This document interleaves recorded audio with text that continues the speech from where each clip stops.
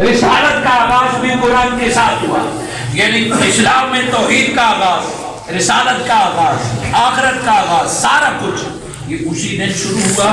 اور نماز بھی بعد میں آئی، زکوٰۃ کا حکم بھی بعد میں آیا، سچ کا حکم بھی بعد میں آیا، یہ سارے احکامات 23 سال میں آئے۔ پورا اسلام، میں اگر کہنا چاہوں کہ سارے کا سارا قرآن اور آج جتنا اسلام تیرے میرے پاس ہے وہ 23 سال میں آیا ہے، حضور پر نازل ہوتا گیا اور میرے آقا بتاتے ہیں۔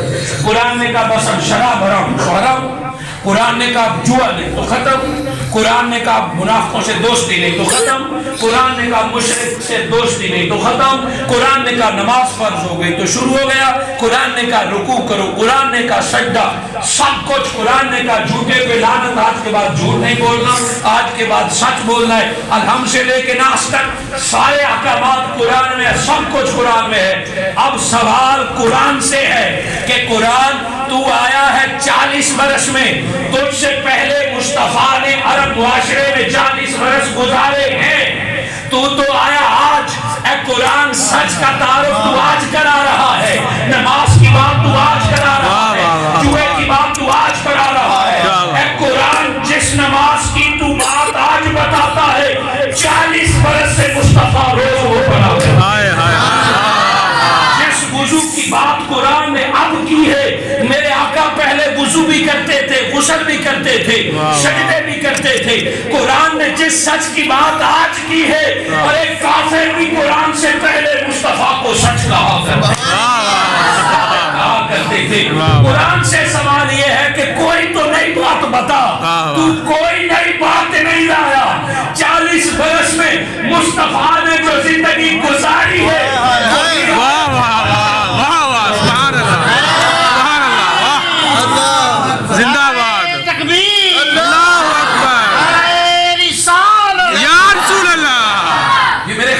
جملے نہیں ہیں کہ وہ کون سی نئی بات ہے جو پہلے مصطفیٰ کی ذات میں اور قرآن نے بتایا ہو۔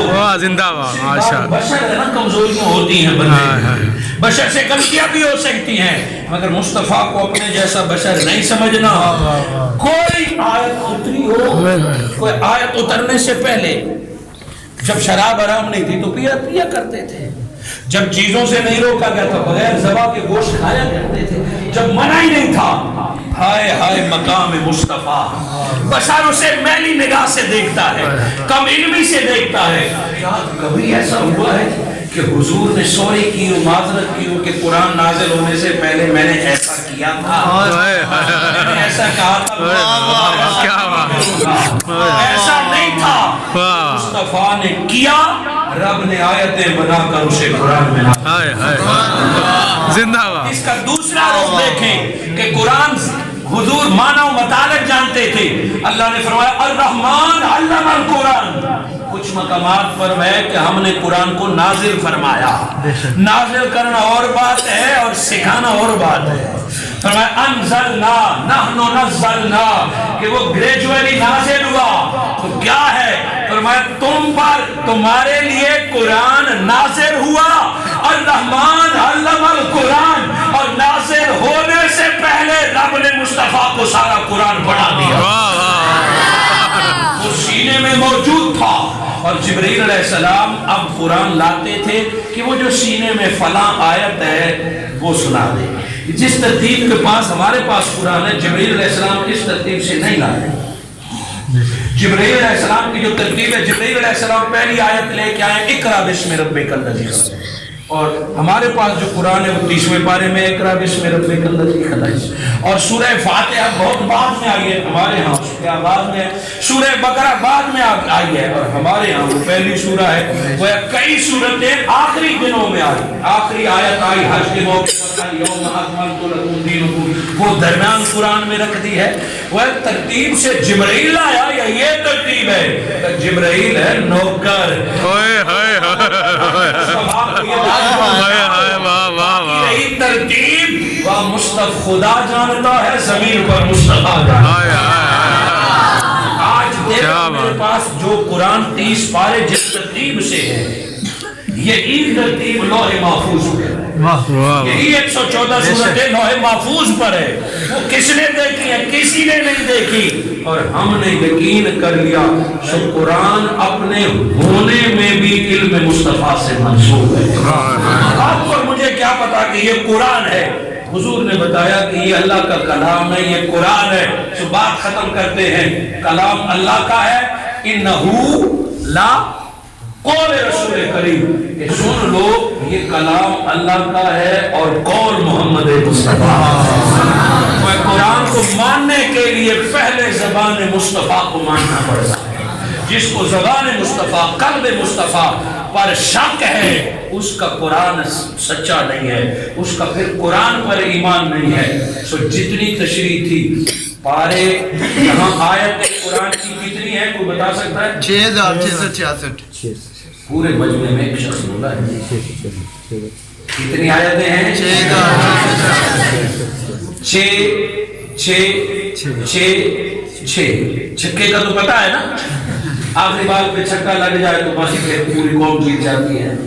چھکے کا تو پتا ہے، ہر کسی کو کرکٹ کا پتہ ہوتا ہے، وہ چھکوں کے انتظار میں ہوتا ہے، اور آج کل ہر کوئی چھکا لگانے کے انتظار میں ہے کہ کوئی ایک بال پر 6 کا ہو جائے میرے، کوئی ایک۔ اللہ نے فگر ہی آسان رکھا ہے، 6 آیتیں کتنی ہیں؟ 6666 ابھی بھی سارے نہیں بولے، بزرگ نہیں بول رہے۔ کم از کم آج کے درس کا اتنا تو فائدہ ہو۔ دعویٰ ہمارا آج قرآن سے محبت کا ہے، مگر قرآن سے محبت ہو اور قرآن کے پاروں کا نہ پتہ ہو، قرآن پر ایمان اور قرآن کی صورتوں کا پتہ نہ ہو، ہم اپنے آپ کو دین کا ٹھیکیدار سمجھنا، قرآن کی آیتوں کا پتہ نہ ہو۔ ارے مجھے کہنے دیجئے، جس سے محبت ہو نا تو اس کے چہرے پر تل کہاں ہے؟ محبت کرنے والا محبوب کے دل کو بھی یاد ہے۔ کیا بات ہے، کیا گھاٹ ہے، یہ محبت کے ہاتھوں مجبور ہے۔ دعویٰ ہو قرآن سے محبت کا، اور پتہ یہ نہیں نہ ہو قرآن میں سجدے کتنے ہیں، قرآن میں پارے کتنے ہیں۔ اگر محبت ہوگی تو قرآن کے بارے میں سارا پتہ ہوگا، اور یہ جو سارا پتہ ہوتا ہے تب دوستی نصیب ہوتی ہے، اور جس کی قرآن سے دوستی ہو جائے، قرآن سب سے بڑا دوست ہے۔ نبی مکرم کے بعد اگر کوئی دنیا میں بڑا دوست ہے تو وہ قرآن مجید ہے۔ اللہ رب العزت نے سب کچھ قرآن میں رکھا، جس سے پوچھے مسلکوں کے اختلاف سے بلند تر ہو کے جس سے پوچھے کہ شفا قرآن میں ہے، علم قرآن میں ہے، برکت قرآن میں ہے، ثواب قرآن میں ہے، بخشش قرآن میں ہے، دین قرآن میں ہے، دنیا قرآن میں ہے، ترقی قرآن میں ہے، اللہ قرآن سے ملتا ہے، جنت اسی سے ملتی ہے۔ جب سب کچھ قرآن سے ہے تو ہم نے دنیا کے کئی تعلقات رکھے ہیں، اس سے تعلق ہوگا یہ تھانے سے چھڑائے گا، اس سے تعلق رکھو یہ کام کرواتا ہے، اس سے تعلق رکھو یہ گلیاں بنواتا ہے۔ دنیا کے لیے تم لوگوں سے تعلق رکھتے ہو اور ان کے سامنے جھکتے ہو، جن کے پاس چند ٹکے ہو تم اس سے تعلق رکھتے ہو کہ کام آئیں گے تو اس سے لے لوں گا، جس کے پاس تھوڑی سی سیٹ ہو اس کے قدموں میں بیٹھتے ہیں کہ کبھی کام آئے گا تو یہ چھڑائے گا، جس کے چند ایکڑ زمینیں ہوں اس کے سامنے جھکتے ہیں کہ کبھی یہ کام آئے گا۔ ارے دنیا میں تو تم نے سہارے ڈھونڈ لیے، رب نے ایک سہارا دیا تھا کہ دنیا ہو یا قبر ہو، آخرت تو سارے کام قرآن کرا سکتا ہے۔ اس نیت سے ہم میں سے کس نے قرآن سے تعلق رکھا کہ دنیا قرآن میں ہمیں کام آتی ہے۔ آج دیکھ سادہ سی مثال دوں گا، اور یہ کسی ایک مسلک میں نہیں ہے، یہ سنی بریلوی دیوبندی کا نہیں ہے، جس پر مصیبت پڑتی ہے نا پہ وہ جاتا ہے، آگے پیچھے نہ بھی مانے فقیر کو، مگر جب جن غلط دبوچتے ہیں تو کسی کے پاس جا جاتے ہیں، جن نہیں چھوڑ دیتے، کچھ دم کیجئے، وہ پتہ کیجئے، یہ بے برکتی ہے۔ بچہ جی گلے پڑ جاتا ہے، میرا بیٹا مانتا نہیں، کوئی دم درود کوئی تعویذ دیجئے، آگے پیچھے نہ ماننے والے کی جب بچے بیوی اور ہاتھ سے نکلتے ہیں پھر وہ جاتا ہے کسی کے بعد دعا کرانے، دم کرانے، تعویذ لینے، پھر کہنے کو جی گلے میں نہ جائے، سر ویسے تو بندہ رکھ سکتا ہے، گلے میں نہیں۔ اچھا دم، ہاں شرعی طور پر آیتیں پڑھ کے دم کیا جا سکتا ہے۔ انسان جذبات ہے، انسان بنیادی طور پر خود غرض اور مفاد پرست ہے، جب اپنا فائدہ ہو تو کوئی نہ کوئی رستہ نکال لیتا ہے، کوئی نہ کوئی رستہ نکال لیتا ہے۔ اب آپ بتائیے کہ جب مصیبت پڑتی ہے، دکان نہیں نہ چل رہی، بھینس دودھ نہ دے رہی ہو، بچے گھر میں لڑ رہے ہوں، بیوی بات نہ مانے، روزگار نہ ملے، جب جناب تنگ کرے، رات کو نیند نہ آئے، تو بندہ صبح اٹھتا ہے 400 کلومیٹر دور سفر کرتا ہے، وہاں ایک پیر ہے وہ دم کرتا ہے، وہاں ایک عالم دین ہے وہ ایک تعویذ لکھ کے دیتا ہے، بندہ ٹھیک ہو جاتا ہے۔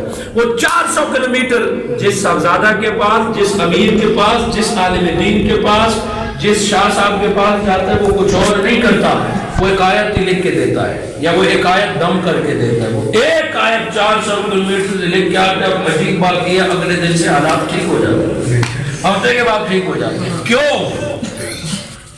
اس نے کوئی اور جادو تو نہیں کیا، جادوگر بھی ہوتے ہوں گے، جھوٹے عامل بھی ہوتے ہوں گے، میں سچے لوگوں کی بات کر رہا ہوں کہ ایک آیت اس نے تیرے گھر بھیجی ہے اور تیرے گھر سے جن بھاگ گئے، ایک آیت اس نے پانی پر دم کر کے دی ہے، تیرے بچے بیوی ٹھیک ہو گئے اور تیرا دم شروع کر دیا، ایک آیت اس نے لکھ کے دی ہے کہ دکان میں رکھ لے، دکان چلنا شروع ہو گئی، بھاگ گھروں سے دوڑ۔ بات کیا ہے؟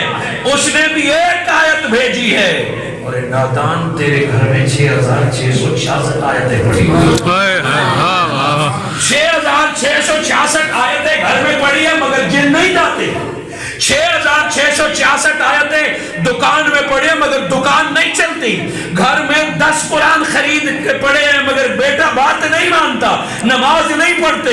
شاہ صاحب نے، حکیم صاحب نے ایک آیت لکھ کے بھیجوائی ہے، گھر کے حالات بھی ٹھیک ہو گئے، جاؤ پتہ تو کرو، یہ 6666 والا قرآن تو میرے گھر میں بھی ہے، اور اس نے بھی ایک آیت لکھی ہے، تو پتہ جواب کیا آتا ہے؟ دراصل بات یہ ہے کہ تو نے قرآن گھر میں رکھا ہوا ہے، وَمَنْ عَارَضَ عَنْ ذِكْرِي لَهُ مَعِيشَةً ضَنْكًا، جس نے میرے قرآن سے موڑ دیا نا، اس کی زندگی اجیرن کر دوں گا، اس کی زندگی تنگ کر دوں گا، اس کی اکنامک ڈوب جائے گی۔ گھر میں رکھ کے تو تعلق نہیں رکھتا، اور جس نے ایک آیت بھیجی ہے وہ صبح بھی پڑھتا ہے، شام بھی پڑھتا ہے، وہ دن رات تلاوت کرتا ہے، وہ جب لکھ کے دیتا ہے قرآن زندہ کتاب ہے، قرآن کہتا ہے میرے قاری اس نے تو مجھ سے تعلق نہیں رکھا، وگرنہ اس کا کام میں گھر میں کر لیتا، اس نے سارے مسئلے میں حل کر لیتا، چلو تیرے پاس آیا، تو اپنا سجن ہے، تو اپنا دوست ہے، تو مجھے روز پڑھتا ہے، تو مجھے لکھ کے بھیج، ایک آیت ہی کافی ہے، ساری برکتیں گھر میں شامل۔ اس تعویذ میں، اس دم میں اثر قرآن کی وجہ سے ہوتا ہے، اور لکھنے والا صبح و شام تلاوت بھی کرتا ہے، قرآن کے سمندر میں وہ موتی نکالتا رہتا ہے، اسی لیے رب بھی حیا کرتا ہے، اسی لیے قرآن بھی حیا کرتا ہے، چونکہ قرآن ایک زندہ کتاب ہے، اپنے پڑھنے والے کو جانتی ہے، اپنے اگنور کرنے والے کو جانتی ہے، اور یہ قرآن دنیا میں بھی گواہ ہے، حشر میں بھی گواہ ہے، اور جنت میں بھی یہ قرآن ساتھ ہوگا۔ حاضرین مکرم، یہ تو دنیا ہے، اگر قرآن سے سچی دوستی ہو جائے، سچا تعلق بن جائے، تو دنیا کے سارے مسئلے بھی حل ہوتے ہیں۔ میں پیری مریدی یا دم درود کا خلاف نہیں ہوں، میں ماننے والا ہوں، میں تعویذ پر بھی یقین رکھتا ہوں، دم درود بھی ماننے والا ہوں، پیری مریدی بھی ماننے والا ہوں، میں ان کا منکر نہیں ہوں، مگر دوسری بات یہ کہ پیر بھی وہی ڈھونڈنا چاہیے جس کو قرآن تو آتا ہو، جس کا کوئی قرآن سے تو تعلق ہو، جو کوئی پڑھ سکے، پڑھا سکے، کوئی ہونا تو یہی چاہیے جس کی قرآن سے دوستی ہو۔ معیار تو کم از کم یہ رکھنا چاہیے کہ اس بندے کا قرآن سے تعلق ہے، قرآن سے معیار ہے۔ وہ لیڈر، وہ امام، وہ عالم دین، وہ پیر اپنے منصب کے لائق تب ہے جب اس کا قرآن سے تعلق ہے۔ صالحیت اپنی جگہ پہ، عابدون اپنی جگہ پہ، اللہ سے تعلق اپنی جگہ پہ ہے، کسی اور کی رہنمائی کوئی کر سکتا ہے جس کا رہنما قرآن، جس کا قرآن سے تعلق ہے۔ جس طرح نبی کی ذات کو پہلے بھیجا، قرآن بعد میں بھیجا، سمجھا دیا، استاد کی عزت پہلے ہے، کتاب کا احترام بعد میں، کہ اگر معلم کی عزت کرے گا تو تعلیم تیرے دل میں آئے گی۔ مصطفیٰ کو پہلے بھیجا، 40 برس حضور کا تعارف کرایا، حالات خراب تھے تو میرے آقا تو پیداشی نبی تھے، 20 سال میں دے دیتے، حضور میچیور تھے، لوگوں کے فیصلے کرتے تھے، علم نبوت بھی سینے میں تھا، 20 سال پہلے قرآن آتا تو توحید 20 سال پہلے شروع ہو جاتی، مگر 40 برس بتایا یہ کہ 40 برس مصطفیٰ کو پہچان لو. جو مصطفیٰ کو پہچان جائے گا قرآن خود اس کے سینے میں اتر جائے گا. بنا مصطفیٰ کے کوئی قرآن سینے میں اترنا چاہے یہ ناممکن ہے. حضور چلے بھی گئے مگر آج بھی قرآن کی تعلیم ذات مصطفیٰ کی محتاج ہے. آج بھی نسبت مصطفیٰ ضروری ہے تب قرآن سینے میں اترتا ہے. مگر بنا مصطفیٰ کے قرآن نہ شفا دیتا ہے نہ صحت دیتا ہے نہ بخشوا سکتا ہے. لا الہ الا اللہ کہہ کے قرآن کا حافظ ہو جا, لا الہ الا اللہ کہہ کے قرآن کا عامل ہو جا, لا الہ الا اللہ کہہ کے قرآن گھول کے پی لے, تمہیں قرآن نہ دنیا میں کچھ نہ قبر میں نہ حشر میں, تمہیں فقط قرآن تب فائدہ دیتا ہے آخرت کے لیے جب محمد رسول اللہ. قرآن علم دے سکتا ہے, قرآن سچائی بتا سکتا ہے, مگر قرآن سے ایمان تب ملتا ہے جب بندہ محمد رسول اللہ کہتا ہے. حضور کو مان لے تب یہ قرآن دنیا اور آخرت میں. وقت اتنا ہی تھا. میری خواہش تھی کہ میں سورہ حدید کا آج آغاز کر دوں مگر وقت ختم ہو جاتا ہے. 10 منٹ اذان کا وقت ہو چکا ہے. بس میں اختتامی کلمات کی طرف کہ قرآن وہ با وفا دوست ہے جس سے اس کا تعلق بن جائے, نہ یہ قبر میں چھوڑتا ہے نہ یہ حشر میں تنہا چھوڑتا ہے. قبر میں بھی بندہ جب دفن ہوگا اپنے رشتہ دار چھوڑ جائیں گے, دوست احباب چلے جائیں گے, قبر میں خوبصورت شخص کھڑا نظر آئے گا. مرنے والا اسے دیکھ رہا ہوگا کہ میرے باپ, میری ماں, میرے دوست احباب مجھے چھوڑ کے چلے گئے, یہ میری قبر میں کون ہے. وہ اسے پہچاننے کی کوشش کرے گا مگر نہیں پہچان پائے گا. ابھی اس سے پوچھے کہ میں اس سے پوچھ تو لوں تو کون ہے, اتنے میں نکیرین آ جائیں گے, اتنے میں موت کے فرشتے آ جائیں گے. نکیرین اور موت کے فرشتے آئیں گے, سوال کرنا چاہیں گے تو قبر کا خوبصورت شخص کہے گا کہ اس کے قریب کوئی نہ جائے, جو پوچھنا ہے مجھ سے.